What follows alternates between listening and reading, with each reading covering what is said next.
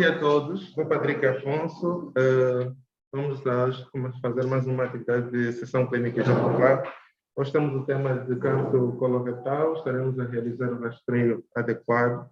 Será apresentado pela doutora Vera Ana Paz, do Serviço de Gastroenterologia. A doutora tem agora toda a palavra para apresentar o tema, por favor. Olá, bom dia a todos.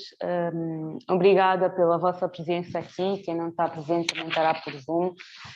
Então, como o Dr. Patrick já me apresentou, eu sou Vera Ana Paz, eu sou do Serviço de Gastroenterologia, estou aqui na instituição há mais ou menos um ano, não é? Desde setembro do ano passado, e faço agora um ano este mês, estou cá convosco. E então, esta é a minha primeira sessão clínica. Eu coloco aqui uma questão que depois, ao fim do trabalho, vou voltar a colocá-la, sobre o cancro coloretal. Estaremos nós a realizar um rastreio adequado. E então, este é o nosso índice, não é? Daquilo que hoje vamos apresentar. O cancro coloretal é a terceira causa de morte em todo o mundo, o terceiro tumor mais frequente em todo o mundo e a segunda causa de morte por cancro em todo o mundo. Estimou-se que em 2020 a incidência foi de 1,1 milhões de novos casos, com uma mortalidade que rondou 0,9 milhões de casos no mundo. E esta é uma doença dos países desenvolvidos. No entanto, tem-se verificado um aumento de casos nos países subdesenvolvidos, também devido ao aumento da esperança média de vida e também à mudança de estilos de vida, ou seja, a nossa ocidentalização. O crescente número de casos, e principalmente casos em doentes jovens, tem aumentado aqui a preocupação e tem colocado aqui um crescente desafio à saúde pública global e também à economia de todos os países. Por isso é uma doença a termos aqui bastante atenção. Trago-vos aqui um gráfico, um gráfico circular, que foi retirado da Agência Global de Pesquisa para o Cancro, que é do GloboCan, e que mostra que a incidência, aquilo que já tinha dito, a incidência de cancro coloretal é a terceira, estando à frente o cancro da mama e o cancro do pulmão. Relativamente à mortalidade, o cancro do pulmão é o mais letal atualmente, são dados de 2020, e segue-se o cancro do cólon e reto. Em relação à parte da nossa incidência por sexos, como podemos ver ali, Angola está ali embaixo, o sexo masculino e o sexo feminino, é considerado um país em que há uma baixa incidência de novos casos. No entanto, estes dados não são reais, porque nós não temos estudos populacionais que digam qual é a real incidência na nossa população. Os nossos dados, estes dados que aqui aparecem, são dados estimados através das populações aqui à volta da África, alguns países que já vão fazendo estudos de incidência e que eles acabam por extrapolar os dados para a nossa população. Relativamente à incidência por sexos, o que verificamos é que nos países africanos, e como em todos os outros países no mundo, o sexo masculino é mais afetado, o sexo feminino ainda assim tem noutros países uma maior incidência. No entanto, aqui a África está em baixo com números reduzidos. Nós não devemos dizer, tanto em incidência como em mortalidade, nós não devemos dizer que nós não temos cancro do cólon e reto. O grande problema é que nós não temos dados reais.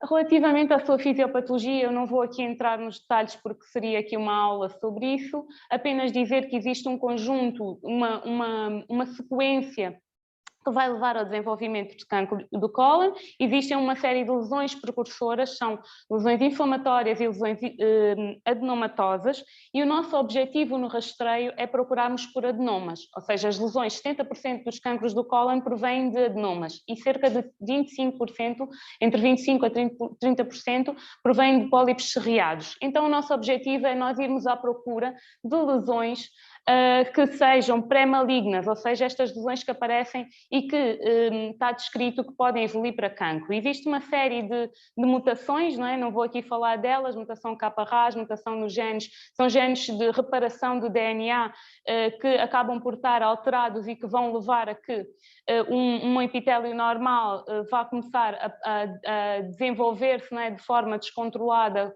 levando ao adenoma e a partir daí levando então ao carcinoma. Esta sequência, o que alguns estudos mostram é que pode durar de adenoma até neoplasia cerca de 15 a 20 anos. No entanto, existem tumores mais agressivos que têm um comportamento um bocado inesperado, não é? Não levam este tempo todo a desenvolverem-se. Relativamente às mutações, mais uma vez, elas são muitas, nós não temos aqui uma caracterização correta, mas na nossa população e outros países africanos já começam aqui a fazer a caracterização molecular dos cancros de cólon e reto. O que temos que saber, e é muito importante, é que a maior parte dos casos provém de uma instabilidade de microsatélites e vão-se acumulando uma série de mutações nestes genes, o K-RAS, o APC, pronto, todos eles que costumam ser estudados quando nós fazemos uma biópsia e temos um cancro. Relativamente aos fatores de risco, o que nós sabemos é que realmente o estilo de vida tem um papel importante aqui no desenvolvimento destas lesões. E quais são os fatores de risco mais importantes? Então, os hábitos tabágicos, o sedentarismo, uma dieta rica em gorduras e pobre em fibras e um consumo excessivo de bebidas alcoólicas. Como é que os nossos doentes se apresentam? Então, a maior parte dos casos são assintomáticos, tanto em pólipos como em tumores. Quando um doente apresenta-se já com sintomas, estamos muitas vezes perante casos de doença localmente avançada ou doença metastática, ou seja, com disseminação à distância. E por isso é importante nós começarmos a procurar antes dos doentes aparecerem na nossa consulta. Infelizmente não é o que nós verificamos na prática clínica. Os doentes normalmente apresentam-se com hematoquécias, ou seja, sangue vivo nas fezes em abundante quantidade, anemia, dor abdominal, perda de peso, ou seja, um quadro consumptivo sem causa, outra causa estudada, e obstipação ou alternância do trânsito intestinal com diarreia e obstipação. Relativamente ao rastreio, então como é que o rastreio deve ser realizado? Existe uma série de métodos para nós utilizarmos. O primeiro e mais frequente aqui na nossa população é o que nós temos disponível, a pesquisa de sangue oculto nas fezes, a PSOF, por Guaiac. Esta pesquisa de sangue oculto nas fezes, que eu acho que toda a gente já ouviu falar e é importante que seja feita antes do doente apresentar queixas, não é? É feita com uma colheita em 3 dias separados. É importante que o doente faça evicção de alguns alimentos, beterraba, alimentos ricos em ferro, se verifica a medicação do doente, porque isso pode levar a falsos positivos. Depois temos um teste, que é o teste que tem estado a ganhar cada vez mais, que é este FIT, cada vez mais tem estado a substituir a PSOF, não é? Que este teste é o teste imunoquímico fecal, que os países desenvolvidos já começam a aplicar porque tem uma maior sensibilidade e especificidade, ou seja, é um teste que é rápido, os doentes não precisam de alterar a dieta, não precisam de alterar a sua medicação, pode ser realizado em casa, ou seja, o doente leva o teste para casa, faz o teste e em alguns países, como já é utilizado como rotina, os doentes até podem enviar uma mensagem ao médico com a imagem do resultado do teste, ou seja, é muito mais prático. Nós ainda não temos cá, não é? Mas o objetivo seria começarmos a estimular aqui as nossas farmacêuticas para começarem a mandar vir o teste e aumentarmos a nossa taxa de sensibilidade e detecção de adenomas. Depois temos um teste que é o teste fecal de DNA, que vai procurar algumas das mutações que eu já tinha falado, e este teste tem uma alta sensibilidade para a detecção de adenomas serreados, só que é um teste muito caro, é um teste que inicialmente tinha um valor de $300, cá ainda não sei se há algum laboratório a fazer isto, acho que não. É um teste caro, é um teste que vai deixar passar lesões que não sejam adenomas, ou seja, pólipos serreados podem não ser identificados. E algumas pessoas que recusem realizar os outros testes e pela sua sensibilidade tenham capacidade financeira, acabam por escolher o teste fecal de DNA. Depois temos um teste de septina 9, que é um teste no sangue serológico, que também não tem sido muito utilizado porque é um teste com menor sensibilidade e especificidade. E exames de imagem, temos a colonoscopia virtual ou colonografia por TAC, que é uma TAC em que o doente vai tomar uma preparação e vai-se conseguir identificar lesões. Algumas pessoas acham que este é o melhor exame, mas, ou seja, pessoas que não têm aqui muita prática, mas a verdade é que a colonoscopia virtual é um exame que vai deixar passar lesões inferiores a 1 centímetro. Ou seja, lesões, muitas vezes os pólipos, eles crescem como cogumelos e outras vezes eles crescem como um tapete. E existem lesões que vão crescer sempre planas, não é? E que podem passar despercebidas e tornarem-se cancro. Por isso, não é um exame bom para fazermos o diagnóstico. Relativamente aos exames endoscópicos, e estes são aqui a menina dos olhos de ouro da gastroenterologia, não é? Temos a colonoscopia total, que é o exame que nós fazemos por rotina. É um exame que é relativamente, é simples, o doente leva uma preparação, existem preparações de 4 litros, já existem atualmente preparações de 1 litro, vem com o intestino limpo e nós vamos avaliar todo o cólon. É um exame que tem pode demorar até 15 minutos, se for uma pessoa com alguma prática, meia hora, dependendo daquilo que vamos encontrar. A colonoscopia vai nos permitir nós fazermos não só o diagnóstico das lesões, mas também o tratamento delas, ou seja, removê-las e mandá-las logo para a análise. Depois, a retosigmoidoscopia, nós às vezes, e chamar aqui a atenção, às vezes os colegas da cirurgia que mandam-nos um doente jovem com hemorragia gastrointestinal e pedem apenas retosigmoidoscopia, mas chamar a atenção que este exame só vai ver o cólon direito, ou seja, pode até ver as hemorroidas, mas depois só vai ver o cólon esquerdo, aliás, não vai mostrar-nos o cólon direito. E aí nós estamos a perder lesões, estamos a mandar um doente, se calhar, para a cirurgia, é operado as hemorroidas, não tem mais nada no cólon esquerdo e se calhar até tinha um pólipo que poderia ter sido removido ou uma lesão que até já era maligna e vamos submetê-la a 2 cirurgias. Por isso, a retosigmoidoscopia é um exame que não é adequado, devemos pedir sim uma colonoscopia total. Depois, a videocápsula endoscópica para o cólon. É um exame que nós cá não estamos a fazer. Nós, aqui na instituição, temos a videocápsula para o intestino delgado. O exame para o cólon é um exame que exige uma cápsula diferente, com mais tempo de bateria, uma memória diferente. Poucos países utilizam, poucas instituições têm. Pode ser utilizado, mas não é também o melhor exame. Relativamente aos doentes, eu trago aqui as recomendações da ACG, American College of Gastroenterology, de 2021, e estas recomendações o que é que nos vêm dizer? Vêm-nos dizer que existem 2 tipos de doentes. Doentes de baixo risco, que são a maior parte da nossa população, que são doentes que não têm uma história familiar de cancro coloretal, não têm uma história familiar de pólipos. Esses doentes devem iniciar então o seu rastreio, a pesquisa de adenomas, a partir dos 45 anos de idade. Atenção, isto são estudos de países desenvolvidos, não é? Nós não sabemos como é que os nossos tumores cá comportam-se, mas se calhar nós temos muitos doentes de 45 anos de idade que vêm à consulta e podíamos enviar logo para fazermos uma pesquisa de sangue oculto ou uma colonoscopia. Pronto, pois este rastreio deve-se manter até os 75 anos de idade, porque aqui a evidência é que até esta idade nós estamos aqui a fazer podemos remover pólipos e tudo isso, depois disso se calhar já estamos ali a prejudicar o nosso doente, já são doentes com muitas comorbilidades e por isso o importante nestes doentes mais velhos será apenas fazer colonoscopia se eles estiverem sintomáticos. Depois, como é que é feito o primeiro rastreio? Então, eles pedem, os americanos dizem que começam por FIT, não é? Pelo teste imunoquímico fecal nas fezes, e este teste, quando positivo, vamos fazer então uma colonoscopia para irmos perceber o porquê, se há lá alguma coisa a causar a positividade do exame.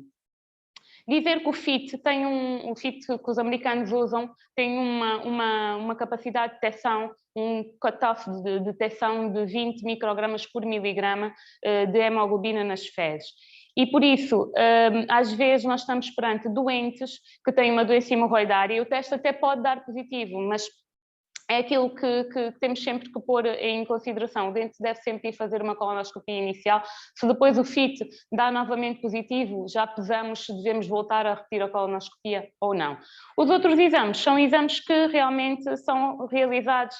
Imaginem, um doente que já foi operado e que tem ali bridas, fazemos em vez de alcançarmos uma colonoscopia completa, vamos fazer uma retosigmoidoscopia, não chegamos até o fim, passamos por uma colonoscopia virtual. Relativamente aqui ao FIT, já tinha dito que ele tem uma alta sensibilidade de 79% e uma especificidade de 94%. É um teste que existem dois tipos de teste, alguns ele ronda os $3 mais ou menos. Relativamente à dieta e à medicação não é necessário nós termos atenção a isso, é um teste que é rápido e fácil de aplicar, pode ser feito a testes de uma colheita e a testes com 2 colheitas, 2 amostras. Nos Estados Unidos eles utilizam os testes qualitativos, ou seja, resultado positivo e negativo, e defendem que não deve-se usar os resultados quantitativos. Relativamente à periodicidade, ele deve ser realizado anualmente. Trago-vos aqui um estudo, para só, Patrick, aqui a ampliar. Este estudo vem comparar, então, o teste Hemoccult Sensa, que é um teste de Guaiac, com 2 testes FIT, baixar um bocadinho, e o que ele diz, o primeiro teste FIT, obrigada. O primeiro teste FIT é o teste com 2 colheitas, o segundo teste FIT é o teste com 1 colheita de fezes apenas, e o terceiro é o Hemoccult, que é o Guaiac, o Apsof, com 3 colheitas. E o que ele mostra é que a sensibilidade do Guaiac é muito inferior ao FIT, de 2 colheitas, ou seja, devíamos começar a pensar em abandonar a PSOF, a pesquisa de sangue oculto, e trazer aqui um FIT para os nossos doentes. Próximo. Pronto. Relativamente a este estudo, ele foi comparar o teste, ampliar um bocadinho, ia comparar o teste de DNA com o teste FIT. E este estudo é de 2019 e é bastante recente e mostra que realmente o teste de DNA para a detecção de lesões adenomatosas é muito sensível. No entanto, por ser um teste caro, não é muito utilizado.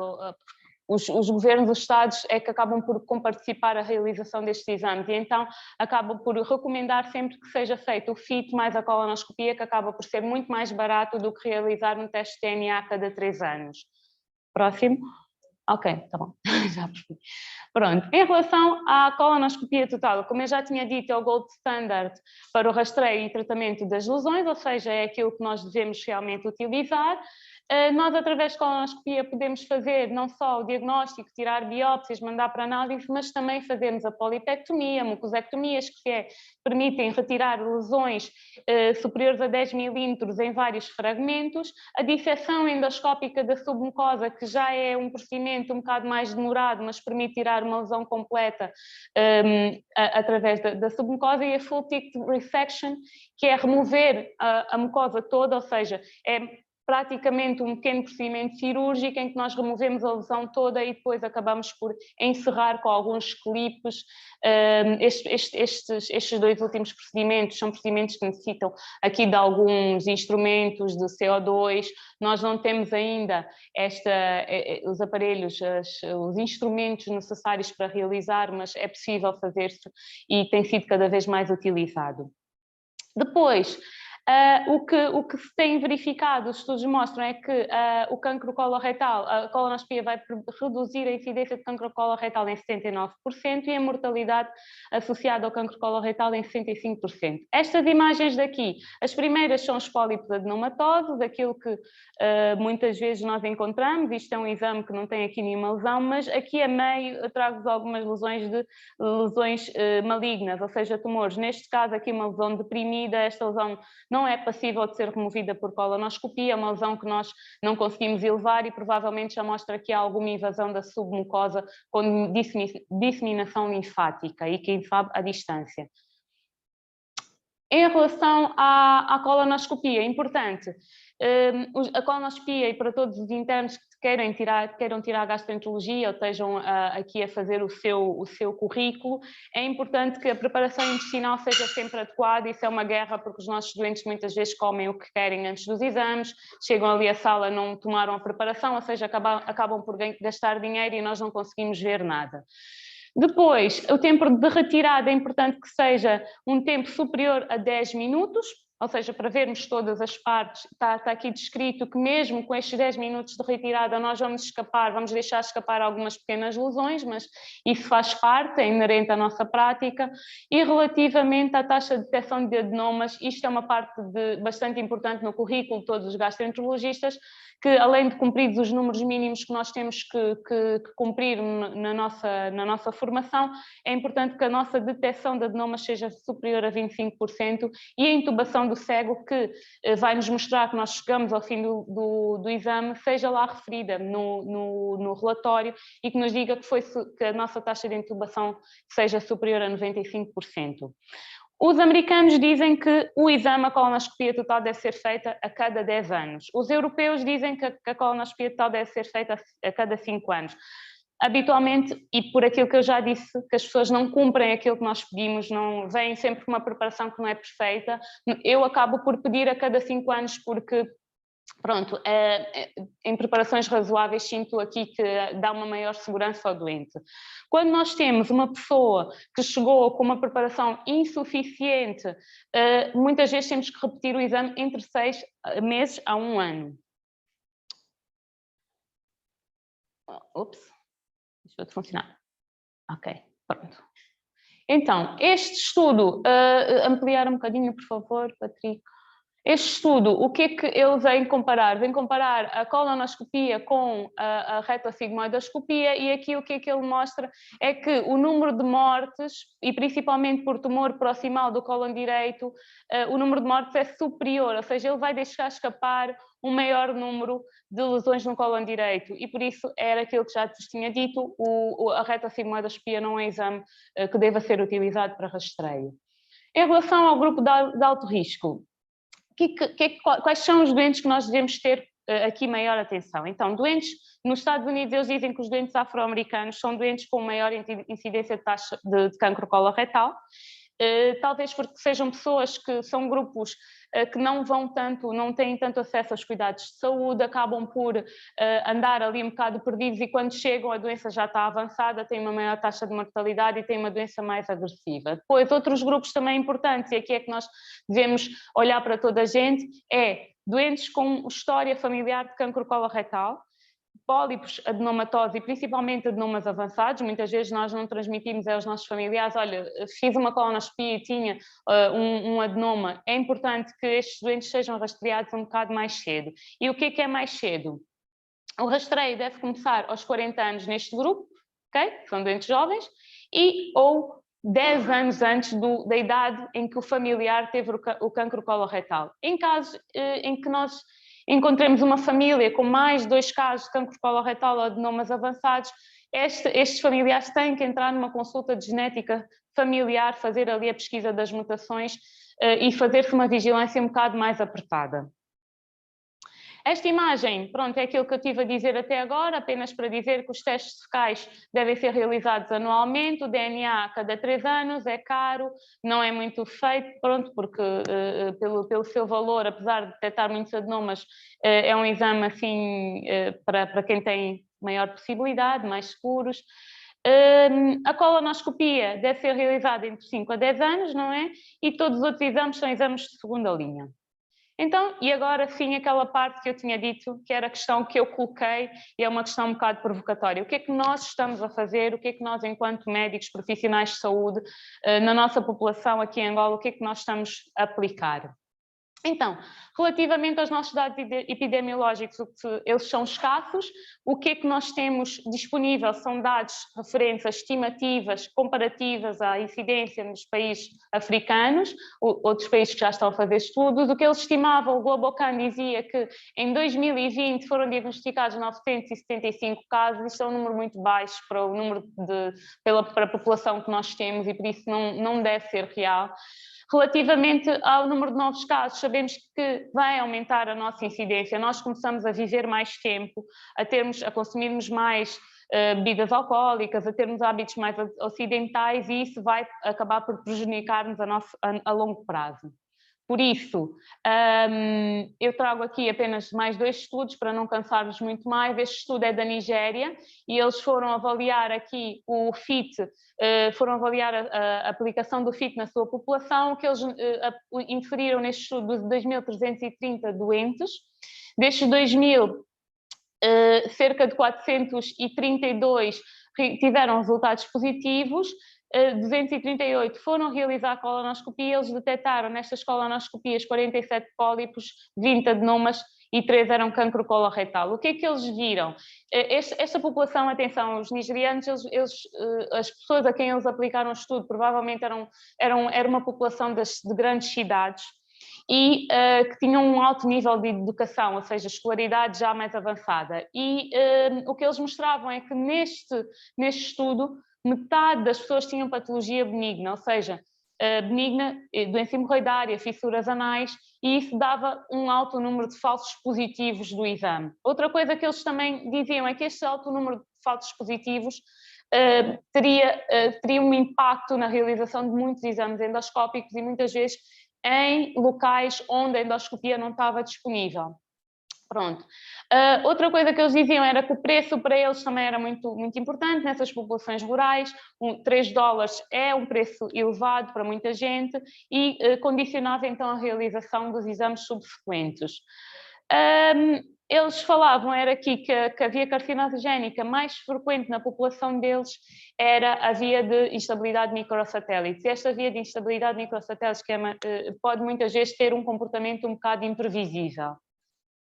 Relativamente ao Ghana, trago aqui um estudo, e que este estudo é muito interessante. Eles aplicaram os questionários tanto aos doentes como aos profissionais de saúde e o que eles foram ver é que realmente havia uma grande dificuldade do acesso aos exames, aos cuidados de saúde e o preço era muito elevado para a sua população. Aqui a pergunta que eu coloco e era, esta frase é uma frase do ensaio sobre a cegueira, do livro de José Saramago, que foi Prémio Nobel da Literatura. É preciso nós sairmos da ilha para conseguirmos ver a ilha e não nos vemos a nós próprios, não nos vemos se não sairmos de nós próprios, ou seja, se calhar começarmos a olhar para nós com um sentido crítico, não é? Todos nós, porque todos nós temos um papel importante. Esta doença, eu costumo pensar nos doentes como se fossem não só doentes, mas pessoas, podem ser meus amigos, meus familiares, e posso até ser eu. Então vamos aumentar o nosso espírito crítico. Os nossos doentes são muito jovens, vamos começar aqui a pensar, vamos fazer uma PSOF, é o que nós temos disponível, começar por aí. Quem puder realizar a colonoscopia ou enviar por uma consulta de gastroenterologia, envie, e tudo o resto começará em algum local. Vamos começar a olhar para a nossa prática. Obrigada.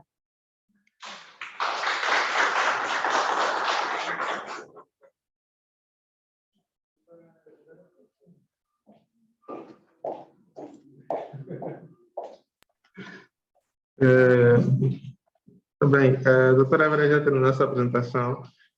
Temos tempo para a apresentação de dúvidas, questões, acréscimos pela equipa de gastro. E, se tiver alguma questão, podem fazer agora.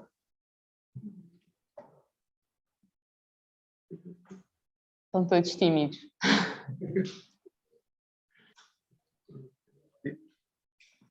Alguém? Doutor, vai apresentar alguma? Então, se calhar, eu ia perguntar-vos a vocês, quando fazem as vossas consultas dos doentes de medicina geral, costumam pedir pesquisa de sangue oculto aos doentes de 45 anos? Vão à procura da história familiar de cancro coloretal, que cá ainda é um bocado escasso, mas vão à procura disso? Não sei se estão aqui os colegas de medicina geral.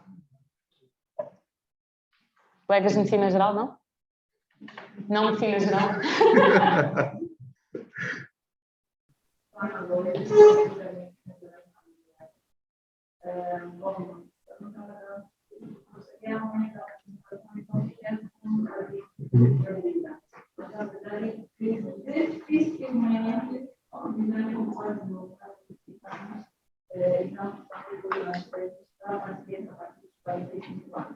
Podemos realmente fazer isso para os pacientes aí acima de 60, né? Aí 60, 90 anos. E com talvez também tem alguma queixa, né? Então, digo assim, dor abdominal como tal, mas todos os emagrecimento, emagrecimento, se não estamos fazendo como tal, mas tem alguma anemia e tal. Aí não realmente chama de mas dá para 45 ou pelo menos abaixo de 60. Assim, muito raramente. Eu sou médico, dificilmente vi esses casos de sim, não são assim tão frequentes, tão dificilmente. Obrigada. Pois, realmente esse é o problema, é que os doentes às vezes chegam à nossa consulta e eu às vezes, a principal queixa nas consultas de gastroenterologia, pelo menos aquilo que tenho visto, é a dispepsia, não é? Os doentes têm sempre a epigastralgia, a dispepsia, dor abdominal. E o que eu aproveito é, quando vou fazer uma endoscopia, se o doente tiver possibilidades, eu acabo por, aos 45 para cima, começar a pedir uma colonoscopia ao mesmo tempo. Aproveito a anestesia, faço 2 exames e o doente fica despachado. E é sempre uma oportunidade que nós temos de explicar às pessoas, porque os doentes ficam doentes e às vezes até são colegas nossos. As pessoas não sabem, pronto, acham que é uma doença que não precisa de rastreio, que aparece e pronto, mas é sempre aquele tempo a mais. Vamos perguntar e eu aproveito sempre a oportunidade para explicar e fazer tudo de uma vez. Agora eu fiquei com uma questão. Quando falou sobre os exames, eu queria saber sobre os exames que nós temos disponíveis. Queria saber se nós aqui temos o teste kit na meu perfil. Não, nós aqui em Angola o que temos é o balhar, que é a descrição ao ponto de teste. Pronto, agora vamos começar aqui a estudar a direção. Ok. Não percebi porque a doutora falou da vídeo colonoscopia, né? E percebi que nós já fazemos, mas pensei que nós já tínhamos um eu não sei se estamos a fazer vídeo colonoscopia, ela precisa de software específico, mas acho que é possível. Os aparelhos mais modernos, os estados mais modernos já conseguem software. Ok. Muito bem. Obrigada. Ok. Então, sendo assim... A doutora Davis tinha ali alguma coisa. Doutora Davis. Sim. Voltando ao que você já falou, que o problema que decía a doutora Aragona, o objetivo fundamental do rastreio não é chegar a encontrar o cancro. Nós o que queremos é encontrar a lesão prematura, para evitar que o doente chegue em etapas mais avançadas, não é? É por isso que se indica o rastreio. Como bien Vera decía, muchos doentes están asintomáticos. Y aquellos que ya ven con síntomas, como es artritis o la pulmonar o una anemia crónica o una anemia severa, ya ven en estadios más avanzados.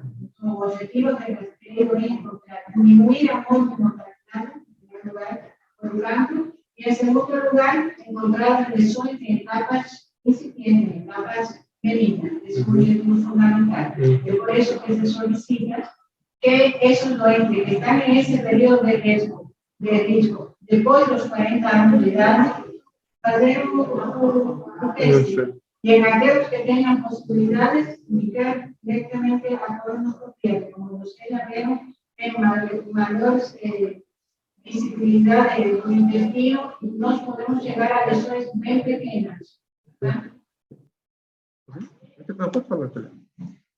Participar da apresentação, dizer só que de facto a prevenção do rastreio de câncer coloretal é importante. No nosso meio nós verificamos muito pouco, exceto nós gastroenterologistas que mais solicitamos a colonoscopia ou até a endoscopia e às vezes a cirurgia. Mas dizer que, por exemplo, nós vemos e nós está descrito que é mais frequente o câncer do colo direito do que em relação ao colo esquerdo, porque tem maior instabilidade microsatélite. Não obstante isso, perceber ainda que muitas das vezes o paciente já chega com alguns sintomas e às vezes é do câncer do colo esquerdo. Câncer do colo esquerdo, o paciente tem na realidade dá uma lesão mais obstrutiva em relação ao colo direito. Apesar do câncer ser mais frequente no colo direito, E por isso é que muitas das vezes o câncer já chega num estádio muito mais avançado, e precisa de fazer a quimio, radioterapia, a recepção de linfónodos, justamente porque não causa obstrução, causa, na realidade, sintomas muito mais tardios, que é, na verdade, a perca de peso e por aí vai. Mas não fugindo do tema, dizer que sim, a apresentação foi muito boa, acho que foi muito elucidativa. E pronto, estamos todos aqui para trabalhar, para dar o nosso melhor e contribuir para um rastreio cada vez melhor para os nossos pacientes. Obrigada. Foi. Obrigado. Então, fico à espera de mais eventos, mas como stocks, positivas ou não, estamos aqui para fazer diferente, né? Aquilo que tem sido a prática habitual cá em Angola. Tá? Obrigada, bom dia. Então, colegas, quero só comunicar e agradecer a doutora por ter participado hoje. Temos a próxima sessão daqui a 15 dias, que será pelo serviço de fisioterapia, que já estão aqui as colegas presentes. Então, contamos com todos para a próxima atividade. Muito obrigado e daqui a 15 dias.